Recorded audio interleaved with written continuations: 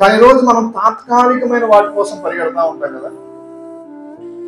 ఈ లోకంలో ఉన్నటువంటి కొన్ని ఆనందాల కోసం, కొన్ని గంటలు సంతోషాన్ని ఇచ్చేదానికోసం, కొన్ని రోజులు సంతోషాన్ని ఇచ్చేదానికోసం, లేదా కొన్ని సంవత్సరాల మట్టుకే సంతోషాన్ని ఇచ్చేదానికోసం మనం ఎంత ప్రయాసపడతాం కదా. బాప్తీసం ఎందుకు తీసుకోరంటే ఇంకా ఈ లోకంలో అనుభవించాల్సినవి ఉన్నాయి. ఏంటయ్యి? కొన్ని సెకండ్స్ చూసేటువంటి రీల్స్ ఉన్నాయి, 2-3 గంటలు చూసేటువంటి సినిమాలు ఉన్నాయి, కొన్ని గంటలు తిరగాల్సిన ఫ్రెండ్స్తో తిరగాల్సిన చిట్ చాట్లు ఉన్నాయి. ఇవన్నీ రోజులు, గంటలు, నిమిషాలు, సెకండ్లే. వివాహమైన కొత్తలో దాదాపు 8 ఏళ్ళు అవుతుంది. కొత్తలో కూరగాయలు తెస్తుంటే వాడిపోతా ఉంది. ఏం కావాలి ఇప్పుడు? ఫ్రిడ్జ్ కావాలి. ఆ ఫ్రిడ్జ్ కోసం కొన్ని నెలలు మా ఇద్దరం ప్రార్థన చేసాం. ఫస్ట్ టైం అప్పు చేయడం, ఈఎంఐ ఎలా ఉంటుందో కూడా తెలియదు.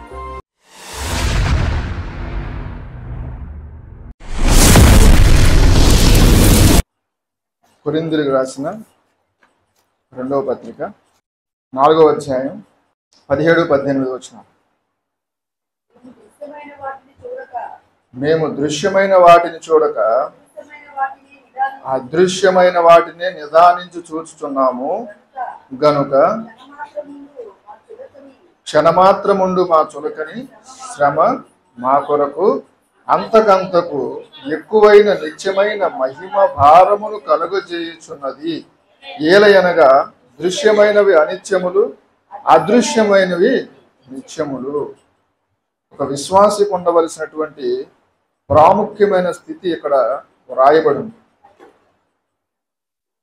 ఇక్కడ భక్తులు దృశ్యమైన వాటి మీద మనసు పెట్టడం లేదు, అదృశ్యమైన వాటి మీద మనసు పెడుతున్నారు. ఎందుకు? దృశ్యమైన వంట అనిత్యములు, అదృశ్యమైనవి నిత్యములు అనేటువంటి ఒక నిశ్చయత వారి హృదయంలో కలిగింది. మరి ఇన్ని సంవత్సరాలుగా మనం యేసుక్రీస్తుని నందు విశ్వాసం కలిగి ఉన్నాం, యేసుక్రీస్తులో రక్షణ పొందాం. మరి మనం దృశ్యమైన వాటి కోసం పరుగులు పెడుతున్నామా, అదృశ్యమైన వాటి కోసం పరుగులు పెడుతున్నామా? దృశ్యమైనవి తాత్కాలికం, అదృశ్యమైనవి శాశ్వతములు. కానీ ఈరోజు మనం తాత్కాలికమైన వాటి కోసం పరిగెడతా ఉంటాం కదా. ఈ లోకంలో ఉన్నటువంటి కొన్ని ఆనందాల కోసం, కొన్ని గంటలు సంతోషాన్ని ఇచ్చేదానికోసం, కొన్ని రోజులు సంతోషాన్ని ఇచ్చేదానికోసం, లేదా కొన్ని సంవత్సరాల మట్టుకే సంతోషాన్ని ఇచ్చేదానికోసం మనం ఎంత ప్రయాసపడతాం కదా. కానీ శాశ్వతమైనది ఒకటి ఉంది, అది సంతోషం ఇచ్చేది ఒకటి ఉంది. కానీ దానికోసం మనం ఎవరు ప్రయాసపడతాం? ఈ లోకస్తులు తాత్కాలికమైన విషయాలకు ప్రయాసపడుతున్నారంటే ఒక అర్థం ఉంది. మనం కూడా చాలా మంది ఇంకా ఎందుకండి యేసుప్రభుని రక్షణ పొందాలంటే ఇంకా చాలా. మా అమ్మను ఒకరోజు అడిగితే ఎందుకు ఇంకా యేసుప్రభుని తెలుసుకోవంటే ఇంకా తిరగాల్సినవి చాలా ఉన్నాయంట. ఇప్పటికే చాలా తిరిగేసింది, కాశీ మొత్తం ఇండియా మొత్తం తిరిగేసింది. అవన్నీ తిరిగేసిన తర్వాత అప్పుడు నేను దేవుణ్ణి నమ్ముకుంటాను అంటే తాత్కాలికమైనవన్నీ మొదట అనుభవించేసి అప్పుడు చూద్దాం. ఈలోపు మనం ఉంటామో పోతాము. బాప్తీసం ఎందుకు తీసుకోరంటే ఇంకా ఈ లోకంలో అనుభవించాల్సినవి ఉన్నాయి. ఏంటయ్యి? కొన్ని సెకండ్స్ చూసేటువంటి రీల్స్ ఉన్నాయి, 2-3 గంటలు చూసేటువంటి సినిమాలు ఉన్నాయి, కొన్ని గంటలు తిరగాల్సిన ఫ్రెండ్స్తో తిరగాల్సిన చిట్ చాట్లు ఉన్నాయి. ఇవన్నీ రోజులు, గంటలు, నిమిషాలు, సెకండ్లే. రీల్ ఎంతసేపు ఉంటుందండి? 30 సెకండ్లు లేదా 60 సెకండ్లు. ఇవన్నీ నేను మిస్ అయిపోతాను. ఎప్పుడు? బాప్తీసం తీసుకుని రక్షణ పొందితే ఇవన్నీ మిస్ అయిపోతాను. తాత్కాలికమైన వాటి కోసం పరుగులు ఎడతా ఉంటాం. ఫోన్లో చూస్తాం, ఆన్లైన్లో ఒక వస్తువు కొనడానికి. దాని వస్తువు చాలా విలువైనది. ఒకసారి వేసేసిన తర్వాత దాని మీద ఇష్టం పోదు. ఆ తాత్కాలికమైన దానికోసం మనం ఏం చేస్తామంటే తల్లిదండ్రులు హింసిస్తాం. అసలు వాళ్ళు పెట్టగలరా? ఆ డ్రెస్ చూస్తే 2000, 3000, 5000 ఉంటుంది ఆన్లైన్. ఇది కొనాలి. దాని వెనకాల మన ఆలోచన ఉంటుంది. అసలు మనం చదువుతాం 8th class, 9th class, 10th class, college లెవెల్కి వచ్చిన తర్వాత ఇది నా తల్లిదండ్రులు పెట్టగలరా? ఒక్కసారి వేసిన తర్వాత దాని మీద ఇష్టం పోయేటువంటి తాత్కాలికమైన దానికోసం ఎంత ప్రయాసపడతాం. క్రైస్తవులుగానే కాదు, ప్రతి ఒక్కరు కూడా ఒకటి ఆలోచించాలి ఎప్పుడైనా సరే. ఒక వస్తువు కొనే ముందు, చిన్న వస్తువు అయితే కనీసం 24 గంటలు ఇది నాకు ఎంతవరకు అవసరం. కోరికలు తాత్కాలికం, అవసరాలు శాశ్వతం. కానీ తాత్కాలికమైన కోరికల కోసం ఒక్క 24 గంటలు లేదా 2 రోజులు ఇది నాకు ఎంతవరకు అవసరం అని మనం పరిశీలన చేసుకుంటే మనకు అది కొనాలా వద్దా, మన డబ్బులు వ్యర్థంగా ఖర్చు పెట్టాలా వద్దా అనేది తెలుస్తుంది. ఉదాహరణకు చెప్పాలంటే మా ఇంట్లో ఉన్న ప్రతి వస్తువు కూడా ప్రార్థన లేకుండా కలగలేదు. వివాహమైన కొత్తలో దాదాపు 8 ఏళ్ళు అవుతుంది. కొత్తలో కూరగాయలు తెస్తుంటే వాడిపోతా ఉంది. ఏం కావాలి ఇప్పుడు? ఫ్రిడ్జ్ కావాలి. ఆ ఫ్రిడ్జ్ కోసం కొన్ని నెలలు మా ఇద్దరం ప్రార్థన చేసాం. ఫస్ట్ టైం అప్పు చేయడం, అసలు ఈఎంఐ ఎలా ఉంటుందో కూడా తెలియదు. ఈఎంఐ 1300 రూపాయలు. 1300 6 నెలలు కట్టాలా అని విశ్వాసంతో 6 నెలలు ప్రార్థన చేస్తే 6 నెలల తర్వాత ప్రభు ఫ్రిడ్జ్ కొనుక్కోమన్నాడు. తర్వాత పై నుండే వాళ్ళం పెంట హౌస్లో. ఎండాకాలం వస్తే మా ఇద్దరం తందూరి అయిపోయేవాళ్ళం. ఇప్పుడు ఏం కావాలి? ఏసీ కావాలి. ఎండాకాలం వస్తే పొద్దున్నంతా కష్టపడి వచ్చేవాళ్ళం, రాత్రికి చెమటలు కారిపోతా ఉండే. పెంట్ హౌస్ పైన 3వ ఫ్లోరు. ఇక జీవనే కూడా వచ్చిందండి. పైన ఉండేవాళ్ళం. ఉదయం అంతా కష్టపడి వచ్చిన తర్వాత రాత్రి ప్రశాంతంగా పడుకోవడం, బయట పడుకుందామంటే దోమలు తీసుకెళ్ళి ఇక్కడ కూర్చున్న వాళ్ళు వాడి పడేసేయమని. అంటే అన్ని దోమలు ఉండేయని ప్రార్థన చేస్తే 3 సంవత్సరాలు, అంటే ఏసీ కొనుక్కోలేక, అంటే ఇక్కడ ఒక పిష్నార్తనమునో ఏదే కాదు, అసలు అది కొనుక్కోగలమా? అది కట్టగలిగిన స్తోమత నా మీద నేను ఆధారపడిపోయి తీసుకోకూడదు, ప్రభు మీద ఆధారపడి తీసుకోవాలి. అది నాకు అవసరం అనుకుంటే అది శాశ్వతం. లేదు నాకు ఇప్పుడు కోరిక ప్రకారం వచ్చాడు, దాని మీద నాకు అంత ఇంట్రెస్ట్ ఉండదు. ఆ వస్తువుని మనం ప్రేమగా చూడలేము. 3 సంవత్సరాలు 2017లో అయితే 3 సంవత్సరాల తర్వాత 2020 అది కూడా సెకండ్ హ్యాండ్ కొనుక్కు. అలా ఒకటి కాదు, 2 కాదు, ప్రతీది కూడా మా ఇంట్లో ఉన్న ప్రతీది చూస్తుంది. ఇది ఎంతో కష్టపడి వేదన పడి కన్నీరు ప్రార్థన చేసి పొందుకున్నవే. వస్తువుల కోసం కూడా చేయాలి. వస్తువు కొన్నాం మన బలంతో, అట్ట కట్టగలిగిన స్తోమత తర్వాత నుంచి ఉద్యోగమో వ్యాపారమో నష్టం వచ్చేసింది. అది ఎవడైనా వచ్చి తీసుకెళ్ళిపోయాడు. ఆ అవమానం కంటే ముందు ఎంతైనా ఇబ్బంది పడి ప్రభు ఓకే అన్న తర్వాతే తీసుకోవడం అనేది చాలా పని. ఇంకొకటి 8 ఏళ్ళ నుంచి ప్రార్థన చేస్తుంది. ఏంటది? అది నా బండి ఇప్పుడు కొని 14 సంవత్సరాలు. మొన్న రీసెంట్గా బోర్ చేయించాను మా రాజు అంకుల్ చేత. అంటే 8 ఏళ్ళ నుంచి ఎందుకు చేస్తానని కొనలేక కాదు, దేవుడు ఎప్పుడైతే ఓకే అంటే అప్పుడు. కోరికలు తాత్కాలికం నాకు తెలుసు, నేను ఇప్పుడు బండి కొనగలను నాకు తెలుసు. కానీ ఈ లోకంలో నేను ఎందుకు చెబుతున్నా అంటే, ఈ లోకంలో ఒక శాశ్వతంగా ఒక వస్తువుని మనం ఎక్కువగా దాని మీద ఆశ చూపించి ప్రార్థన చేసి ప్రార్థనాపూర్వకంగా కష్టపడి తీసుకుంటే దాని విలువ మనకు తెలుస్తుంది. దాన్ని శాశ్వతంగా భద్రంగా కాపాడుకుంటాం. 14 ఏళ్ళు బండి అయినా అది ఇప్పటికీ కొత్తగా ఉంటుంది. ఎందుకు తెలుసా? అది నేను ఎంతో కష్టపడి ఇష్టపడి కొన్ని రోజులు నేను శ్రమపడి కొనుక్కున్నాను కాబట్టి, ప్రార్థనాపూర్వం కొన్నాను కాబట్టి. ఈరోజు తాత్కాలికమైన వాటి కోసం మనం పరుగులెడుతూ ఉంటాం. ఇంకా చూద్దాం వచనం మళ్ళీ ఒకసారి.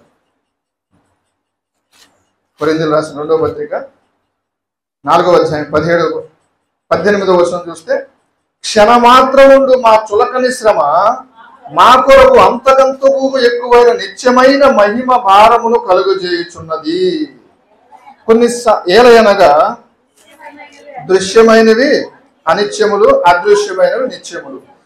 ఇప్పుడు కలుగుతున్న ఈ శ్రమలంతా వీరికి చులకనగా అనిపిస్తున్నాయి. ఎందుకని వీరి శ్రమలు చూడటం లేదు, రానయ్యి ఉన్నటువంటి ఆ మహిమను చూస్తున్నారు.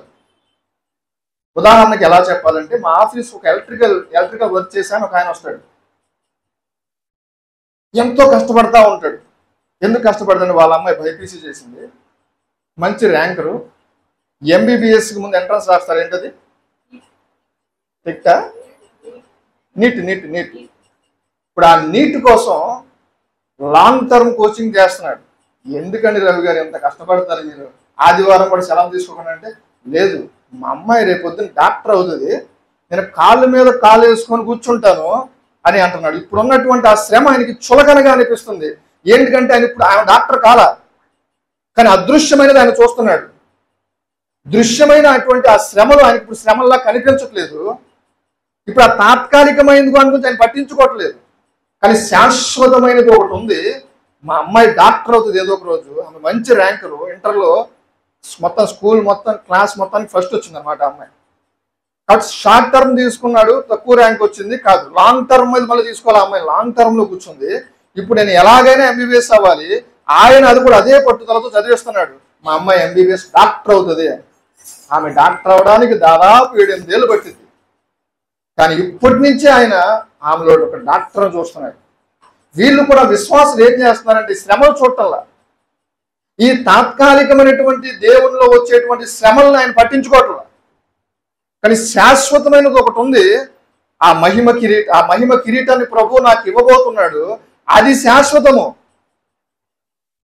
దాన్ని పొందుకునేటప్పుడు ఇది నాకు ఎంత మాత్రం చెప్పండి. ఈ లోకంలో మన శ్రమలు పాటివి, ఈ చులకనైన శ్రమల్లో ఇంకా మహదానందంగా ఎంచుకుంటున్నారు వాళ్ళు. దేవుని కోసం పొందుకునే శ్రమలు, దేవుని కోసం మనం ముందు ప్రయాసపడాలి. అబ్రహాము జీవితంలో చూస్తే దేవుడు తన కుమారుడైనటువంటి ఇస్సాకుని బలిమ్మను కోరాడు. బలిమ్మను కోరిన తర్వాత అబ్రహాము కనిపిస్తున్నాయి రెండే, ఒకటి బలి, కుమారుడు.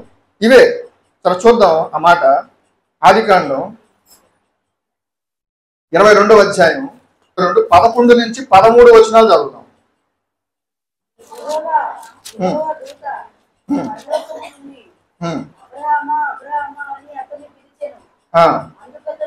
అందుకతడు చిత్తము ప్రభువా అనేను. అప్పుడు ఆయన, ఈ చిన్నవాని మీద చెయ్యి వేయవద్దు, అతన్నేమీ చెయ్యొద్దు, నీకు ఒక్కడై ఉన్న నీ కుమారుని నువ్వు దేవునికి భయపడువాడవని ఇందువల్ల నాకు కనబడుచున్నదేను. అప్పుడు అబ్రహాము కన్నులెత్తి చూడగా పొదల్లో కొమ్ములు తగులుకుని ఉన్న ఒక పొట్టేలు వెనక తొట్టును కనపడాను. అబ్రహాము వెళ్ళి ఆ పొట్టేలును పట్టుకొని తన కుమారుడికి మారిగా పెట్టి దహన బలిగా అర్పించెను. ఇక్కడ అబ్రహాము ఒక తెగింపు ఉంది. ఏంటి ఆ తెగింపు? అవసరమైతే తన కుమారుణ్ణి కూడా బలిగా అర్పించేయాలి అని. కొన్నిసార్లు మనం తెగిస్తేనే అదృశ్యమైనవి కనిపిస్తూ ఉంటాయి. దేవుడు మనకు పని చెప్తాడండి, దానికి తెగింపు ఉండాలి. ఉదాహరణకి ఉద్యోగం చేస్తున్న పాస్టర్ గారిని సేవకు పిలిచాడు. ఆయన పరిస్థితి అవన్నీ చూసుకొని తెగించకుండా అక్కడే ఉండిపోతే ఈరోజు తన ఉద్యోగం చేసుకొని ఉండొచ్చు, ఎంతమందికి ఆశీర్వాదకరంగా మారేవాడు. ఈరోజు కొన్ని 100 మంది తెలుసు ఆయన. ఈరోజు ఉద్యోగం చేసుకుంటే ఎంతమందికి తెలుస్తాడు, ఎంతమందికి ఆశీర్వాదకరంగా ఉండగలుగుతాడు. ఈరోజు దేవుని సేవలో ఆయన తెగించి వచ్చినప్పుడు కొంతమందికి ఆయన ఆశీర్వాదకరంగా మారాడు. అప్పుడు తెలుసు ఆయనకి ఇవన్నీ కనిపించినాయా, నేను ఇంతగా సేవలో అభివృద్ధి చెందవచ్చు, నేను ఎంతమందిని మారచ్చు, నేను ఎంతమందికి రక్షణ సువార్తను ప్రకటించేవాడుగా అవుతాను. ఆ రోజు ఏమైనా కనబడుతుందా? అవన్నీ అదృశ్యమైనవి. ఇక్కడ అబ్రహాము కూడా తెగించాడు తన కుమారుణ్ణి ఇవ్వడానికి దేవుని కోసం. అదృశ్యమైనటువంటి పొట్టేలు అక్కడ కనిపించింది. ముందుగా దేవుడు ఆయన అన్ని కూడా మనం తెగించి మనం పిలిచినప్పుడు, మనం బయటకు వచ్చినప్పుడు అదృశ్యమైనవన్నీ ఆయన దాచి ఉంచాడు. పేతురును కూడా యేసుక్రీస్తు వారు ఆ పడవలో ఉన్నప్పుడు పిలిచాడు. పేతురు, నడుద్దాం అనుకుంటున్నావా నీటి మీద? అవును ప్రభువా, నడు. మొట్టమొదటి అడుగు వేయడానికి తెగించాడు. ఎంత మాత్రం వేయమంటే మాత్రం ఒక భయం ఉంటుందా ఉండదు, నీటిలో కాలేయగానే నీటిలో పడిపోతానేమో అని. కానీ ఆ తెగింపు తనలో ఉంది. నువ్వు దేవుని కోసం తెగించి ఒక అడుగేస్తే నీ చేత ఆయన 100 అడుగులు వేయించగలడు. దేవునికి స్తోత్రం కలుగును గాక. కానీ మనకు తెగింపు ఉండదు. మరి రక్షణ పొందడం, ఆ రక్షణ పొందాలి. వెనక ఎన్ని గుర్తొస్తాయి, ముందు కనిపించవు, వెనక ఎన్ని గుర్తొస్తాయి. అవునా, నా భవిష్యత్తు ఏమైపోతుందో, నేను యేసు ప్రభువుని నమ్ముకుంటే నష్టాలేంటో, ఎవరేమనుకుంటారు, వాళ్ళేమనుకుంటారు, వీళ్ళేమనుకుంటారు, ఇవన్నీ గుర్తొస్తాయి. కానీ అసలు యేసుక్రీస్తుని ఎరగటం వల్ల మనకు ఉపయోగం ఏమిటి? ఆయన నా బ్రతుకును మారుస్తాడు, నలుగురికి ఆశీర్వాదకరంగా చేస్తాడు, ఆ నిత్యమైన మహిమలో ఆయనను తీసుకెళ్తాడనేటువంటి ఒక ఆలోచన ఉండదు. ఎప్పుడు కూడా తాత్కాలికమైన వాటి మీదే మనం ప్రయాసపడతా ఉంటాం. ఒక తెగింపు అనేది విశ్వాస జీవితంలో ఉండాలి. హాగరు జీవితాన్ని చూస్తే తన కుమారుడిని ఇష్మాయిల్ తీసుకొని వెళ్ళిపోతా ఉంది. వెళ్ళిపోయినప్పుడు ఒక చోట ఆగింది. ఇప్పుడు ఆ కుమారుడు చనిపోబోతున్నాడు. ఎందుకని? అక్కడ నీళ్లు లేవు. అప్పుడు ఏం చేసింది చూద్దాం. ఆదికాండము 21:16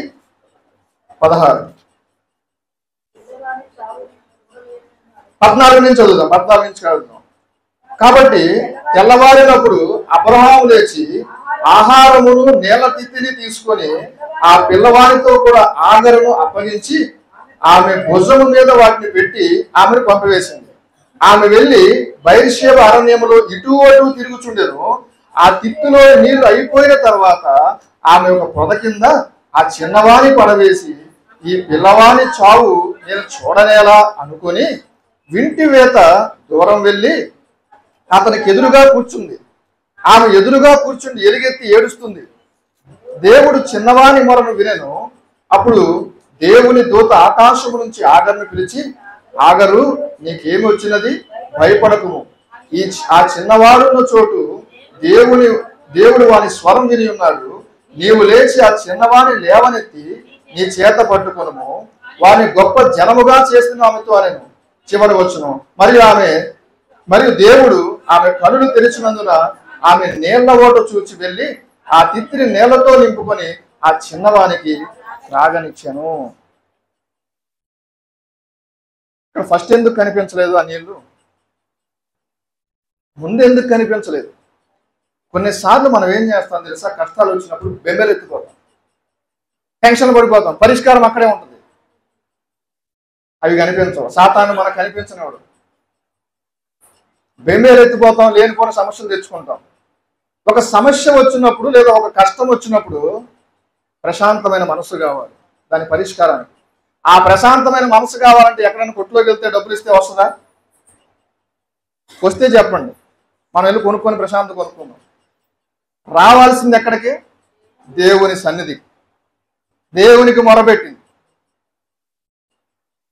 దేవునికి మొరపెట్టినప్పుడు దేవుడు విన్నాడు. ఒక నెమ్మది వస్తుంది. ఆగరు, ఎందుకు ఎలుగెత్తి ఏడుస్తున్నావు?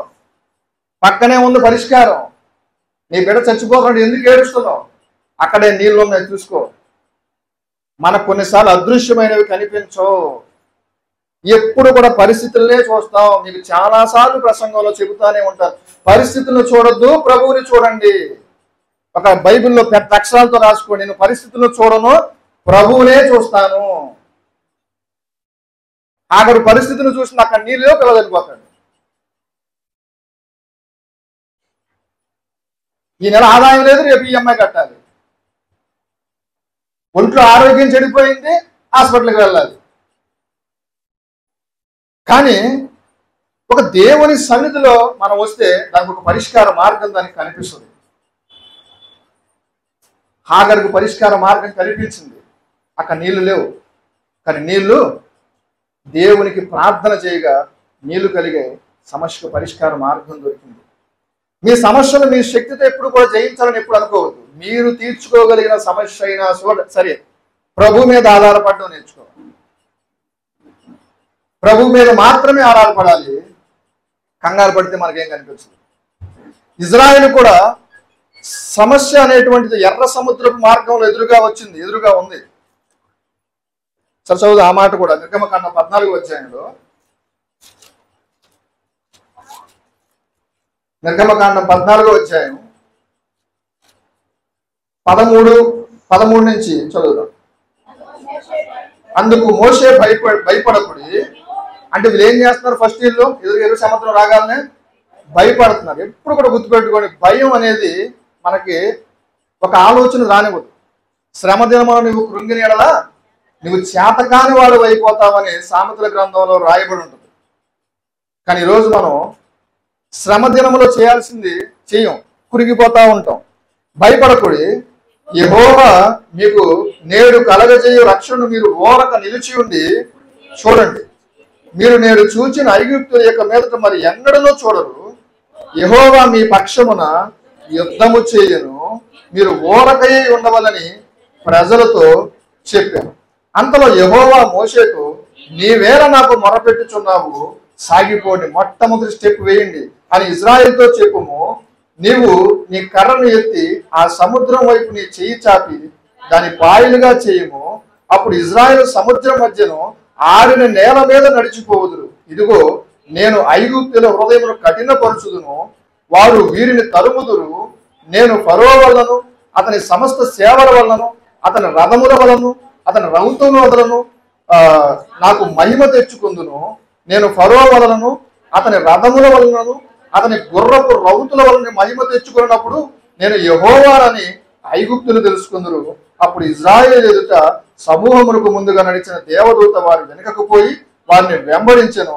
ఆ మేఘస్తంభం వారి ఎదుట నుండి పోయి వారి వెనక నిలిచెను. దారి కనిపించలా వెళతానికి. సమస్యల్లో మనం భయపడినప్పుడు మనకు మార్గం కనిపించదు. దేవునికి మొరపెట్టి చూడండి, అసలు దారే లేదుకున్న పరిస్థితుల్లో కూడా మీకు మార్గం చూపిస్తాం. అలా ఎప్పుడు జరగదని మీరు అనుకుంటే మీరు గడిచిన సమస్యలు ఒకసారి జ్ఞాపకం చేసుకోండి. మీరు ఎన్నో శ్రమల సముద్రాలు మీరు దాటొచ్చి ఉంటారు, ఎవరికి వారి వ్యక్తిగత అనుభవాలు. వాటన్నిటి ఈ సమస్య తేలదు అనుకున్న సమస్యలు కూడా కొన్ని వచ్చి ఉంటాయి, కానీ వాటి నుంచి మీరు బయటకు వచ్చారా లేదా? కొన్నిసార్లు మన ఎవరో జీవితాన్ని మనం ఆదర్శంగా తీసుకోవాల్సిన అవసరం కూడా లేదు. మన జీవితాన్ని మనం ఆదర్శంగా కొన్నిసార్లు తీసుకోవచ్చు. ఎందుకంటే మనం ఆల్రెడీ కొన్ని ఎర్ర సముద్రాలు దాటొచ్చాం. ఆనాడు ఇజ్రాయేల్ ఒక ఎర్ర సముద్రమే దాటారు. మనం ప్రతిరోజు ఎర్ర సముద్రం దాటుతాం, లేదా కొన్ని ఎర్ర సముద్రాలు మనం దాటొచ్చాం. మరలా ఇంకొక ఎర్ర సముద్రం వచ్చేటప్పటికి మరలా దేవుని మీద అనుమానిస్తూ ఉంటాం. అప్పుడు కాదు, దేవుని యొక్క కార్యాలు గుర్తు చేసుకోవాల్సిన అలా కాదు.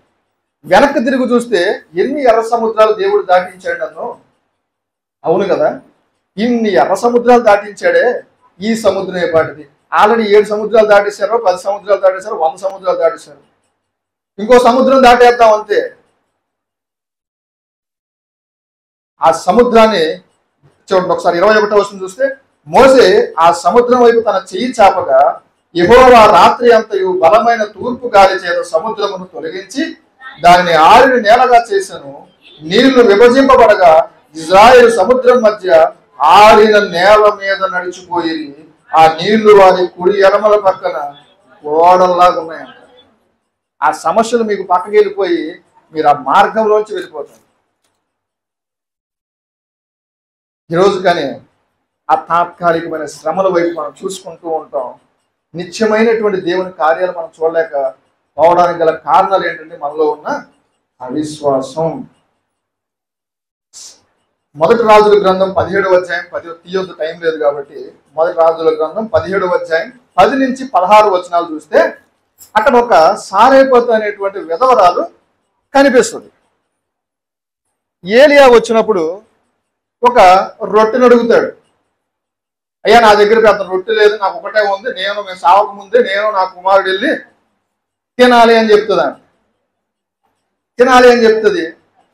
ఆమె ఏం చూస్తుందంటే, ఆమె కనిపించేటువంటి ఆ రొట్టె ఉంది, కొంచెం నూనె ఉంది, అంతే. అదే కనిపిస్తుంది. నాకున్న కొంచెము తీసుకొచ్చి దేవుడికి ఇస్తే దేవుడి ఆశీర్వదిస్తాడు కదా అనేటువంటి విషయం ఆమెకు అప్పటికి తెలియలే. దృశ్యమైనవి కనిపిస్తున్నాయి, రొట్టె, నూనె. కానీ అదృశ్యమైనది ఒకటి తర్వాత జరుగుతుంది. ఇక ఎన్నడూ కూడా మరలా 3 సంవత్సరాలు వర్షం పడేదాకా కరువు వచ్చేంత వరకు దేవుడు ఆమెను పోషించాడు. కాబట్టి మీరు ఆ వచనాలు చూస్తే తెలుసు. మరలా చదివించే సమయం లేక నేను చదివించట్లేదు.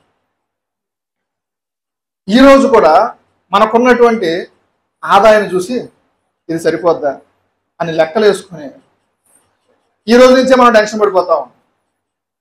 ఈరోజు ఆ వచ్చిన దాన్ని, దేవా నీవు ఇచ్చావు, ఈ నెలంతా నువ్వే పోషించాడు, దేవునికి అప్పచెప్పారు. ఈ రోజున మొట్టమొదటి నాకు వచ్చింది దేవుని పనికి ఇవ్వాలనేటువంటి మనసు ఉందా? ఎంత లేదైనా కూడా ఇప్పుడు ఆ రొట్టె కొంచెమే ఉంది. ఆ ఆ పేద ఆ విధవరాలు తర్వాత ఆశీర్వాదం వస్తలేదో ఆమెకు తెలియదు. ఆ రొట్టె కొంచెం తీసుకుని వచ్చి ఏలియాకి సేవకుడికి ఇచ్చింది.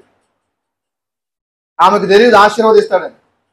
కానీ దేవుని ఆశీర్వాదం మరలా కరువు కాలం, మరలా వర్షం పడే 3.5 సంవత్సరాలు వర్షం పడల ఆ కరువు కాలం అంతా కూడా దేవుడు ఆమెను పోషించాడు. ఆమె బుడ్డులో నూనె పిండి తక్కువ కాలేదని వ్రాయబడి ఉంటుంది. అంటే తినే కొద్దీ ఉంటా ఉందన్నమాట. ఈరోజు మనకి మన జీతం మీద విశ్వాసం, మన మీద విశ్వాసం, ఇది అయిపోతే అమ్మో జాగ్రత్త, దేవుని సేవకు కూడా ఇవ్వకూడదు, అంత పిష్నారుగా ఉంటాం అన్నమాట మనం. కానీ దేవుడి యొక్క అదృశ్యమైన ఆశీర్వాదాలు కావాలి అంటే చాలా మంది చెబుతారు ఇస్తే దేవుడు మీకు. అలాంటి ఇస్తే దేవుడి దగ్గర బిజినెస్ చేయమాకండి. ఇస్తే దేవుడు ఇస్తాడు కదా అని ఇవ్వద్దు. అది దేవుడి యొక్క నా బాధ్యత. అది దేవుడే మొత్తం ఇచ్చాడు. నేను దేవుని సేవ కూడా ఎటువంటి శ్రమలు లేకుండా సేవ కొనసాగాలి కాబట్టి నేను ఇస్తున్నాను. అది స్వేచ్ఛగా ఉండాలి, స్వేచ్ఛార్పణగా ఉండాలి, ఇష్టపూర్వకంగా ఉండాలి. ఏదో కష్టపడతావు ఇవ్వద్దు అసలు. ఇష్టపూర్వకంగా దేవుడి నెలంతా పోషిస్తాడు. లేనప్పుడు ఇంకా ఇచ్చి చూడండి కావాలి. అలాంటివి నాకు ఎన్నో కోపంలో. దేవుని పని ఎక్కడైనా కుంటుపడుతుందంటే ఇచ్చి చూడండి. ఆ పేద విధవరాలు ఆ కొద్ది పిండిని చూసిందంతే. కానీ తర్వాత సేవకుడు చెప్పిన తర్వాత ఇచ్చి చూసింది 3.5 సంవత్సరాలు ఏ మాత్రం కరువు. చివరిగా సమయం లేదు కాబట్టి ఒక్క మాట చెప్పి ముగిస్తాను. హెబ్రీయులకు రాసిన పత్రిక 11వ అధ్యాయం 24 నుంచి 27 వచనాలు చూస్తే,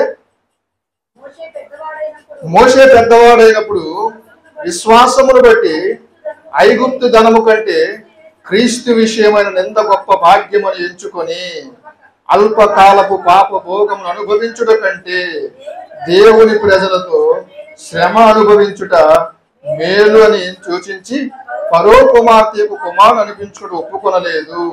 ఏలయనగా అతడు ప్రతిఫలముగా కలగబో బహుమానమును దృష్టి ఉంచాడు.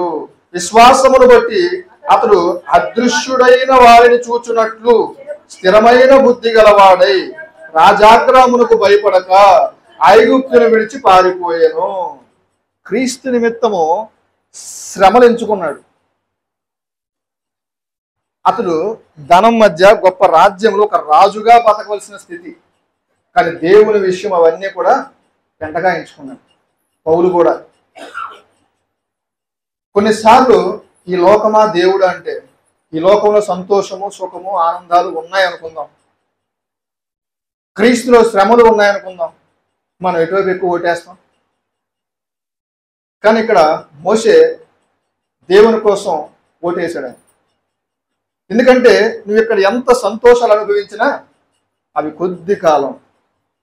నీలో ఆయుష్ ఉన్నంత వరకు కూడా కాదు, నీలో యవ్వనం ఉన్నంత వరకు. మన ఆయుష్ ఎంత, మన యవ్వనం ఎంత, ఈ చిన్న విషయం కోసం మనం ప్రయాసపడతాం, పరుగులు పెడతాం. శాశ్వతమైనటువంటి ఆ నిత్యము ప్రభుత్వం గడిపేటువంటి గొప్ప ఆనందాన్ని ఒక్క మాట అదే మాట 11వ అధ్యాయంలో మొదటి వచనం చూసుకుంటే, విశ్వాసం అదృశ్యమైన రుజువై ఉన్నది. విశ్వాసం ఎలాంటిదంట? నువ్వు ఒక దాని మీద విశ్వాసం ఉంచినప్పుడు అది నీకు కనిపించదు, కానీ అది నిరీక్షించబడి వాటి యొక్క నిజస్వరూపమును అదృశ్యమైన ఉన్నవాడికి రుజువైంది. క్రైస్తవ భక్తి ఎలా ఉండాలి తెలుసా? కనిపించే వాటి మీద ఉండకూడదు, కనిపించని శాశ్వతమైన వాటి మీద ఉండాలి. ఒక ఉదాహరణ చెప్పి ముగిస్తాను. ఒకరోజు ఒక ఆమె ప్రార్థన చేస్తూ ఉంది.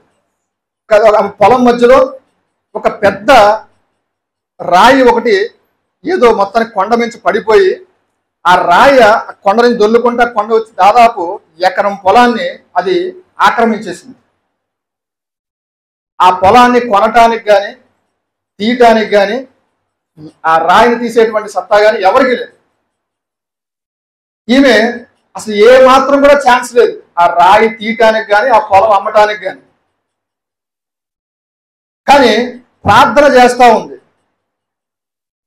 విశ్వాసంతో. అసలు ఏ మాత్రం కూడా సాధ్యం లేదు, విశ్వాసంతో ప్రార్థన చేస్తుంది. ఒకరోజు ఆ దగ్గరలోనే విశ్వాసంతో ప్రార్థన చేస్తాం. ఒకటి, ఆ పొలమైన అమ్ముడుపోవాలి, ఆ రాయి అయినా తీయబడాలి. ఒక ఆమె సాక్ష్యాన్ని నేను చెబుతున్నాను. ఆమె విశ్వాసంతో ప్రార్థన చేస్తుంది. కొద్ది కాలం గవర్నమెంట్, సెంట్రల్ గవర్నమెంట్ వాళ్ళకి, నేషనల్ హైవే వాళ్ళకి అక్కడ ఒక రింగ్ రోడ్డు పడింది. ఇప్పుడు ఆ స్థలం వాళ్ళకి కావాలి. ఆమె దగ్గరకు వచ్చారు. ఇప్పుడు అమ్మ ఈ పొలం కావాలి, కొనుక్కుంటాం అని అన్నారు. ఈమెకి ఎంతో ఆనందం కలిగింది. ఇప్పుడు ఒకటి, ఆ పొలానికి ఉన్న రేటు చెప్పమంటే ఆ రేటుకి దాదాపు 10 నుంచి 20 రెట్లు ధనం వచ్చింది. ఎందుకంటే ఊర్లో వాళ్ళందరూ కూడా ఈ పొలం నువ్వు జీవితంలో అమ్మలేవు, ఆ రాయిని తొలగించడం కూడా సాధ్యం. ఎందుకంటే అది కొండ ప్రాంతంలో ఉన్నటువంటి పరిస్థితి. ఆ వర్షాలకు దేనికి పెద్ద రాయి పడిపోయి అక్కడికి వచ్చేసి దాదాపు ఆ పొలం మొత్తం రాళ్ళు పెట్టి తీయడానికి కూడా కష్టంగా ఉన్నటువంటి పరిస్థితి. ఆ పరిస్థితిలో ఒకటి, ఆ పొలం అమ్మాలని చూస్తుందని పొలం ఎవరో కొంటలేదు, రాళ్ళు ఎవరు తీయరు. ఆమెకు ఒక్క శ్రమ కూడా లేకుండా, ఒక్క రూపాయి ఖర్చు లేకుండా దాదాపు ఆ పొలం ఉన్న రేటుకి 10-20 రెట్లు డబ్బులు ఇచ్చి గవర్నమెంట్ వాళ్ళు ఆమె పొలాన్ని తీసుకున్నారు. సాధ్యం కాదు అనుకున్నది ప్రార్థనతో సాధ్యమైంది. మనం కూడా చాలాసార్లు ఇది సాధ్యం కాదు అని ప్రార్థన ఆపేస్తాం. అసాధ్యమైనది కూడా సాధ్యం చేయగలిగేది దేవుని కార్యాలు. దేవునికి స్తోత్రం కలుగును. మనం చేయాల్సింది ఏంటి? విశ్వాసంతో ప్రార్థన. విశ్వాసంతో ప్రార్థన చేస్తే కనిపించనివి కూడా కనిపిస్తాయి. ఒక రోజు నాకు ఆ పొలం అమ్ముడిపోద్దని విశ్వాసంతో ఆమె ప్రార్థన చేసింది. అందుకే ప్రభు అంటాడు కదా, మీరు ప్రార్థన చేయనప్పుడు అడిగిన వాటిని పొందుకొని ఉన్నామని మీరు నమ్మండి. ప్రార్థన అయిపోగానే ఇది పొందుకున్నాన్న విశ్వాసం మీకు వచ్చేయాలి. అది జరగలే అప్పుడు, కానీ విశ్వాసంతో మీకు ప్రార్థన చేస్తే అది జరుగుతుంది అనిపించాలి. కాబట్టి అదృశ్యమైన వాటి మీద కాదు, దృశ్యమైన వాటి మీద కాదు, అదృశ్యమైన వాటి మీద, అనగా తాత్కాలికమైన వాటి మీద కాదు, శాశ్వతమైన వాటి మీద మనం మనసు పెడదాం, మనం దృష్టి పెడదాం. ప్రార్థన చేసుకుందాం. మహాపరిశుద్ధుడైన ప్రభువా, నాయన ఈ కొద్ది నిమిషాలు ప్రభు మాతో మీరు మాట్లాడినందుకు వందనాలు.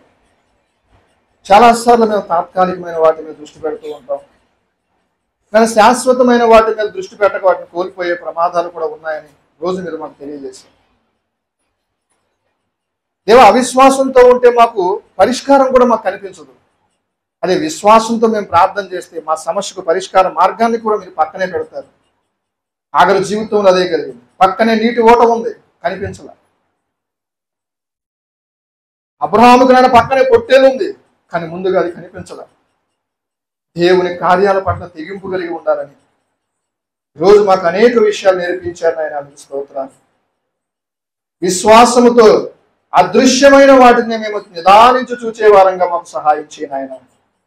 మా సంఘాన్ని బలపరచండి, నన్ను బలపరచండి ఆయన. తదుపరి నీ దాసుల ద్వారా కూడా మాతో మాట్లాడి మమ్మల్ని బలపరచమని యేసయ్య పరిశుద్ధ నామమున ప్రార్థించి వేడుకుంటున్నాను తండ్రి. ఆమేన్.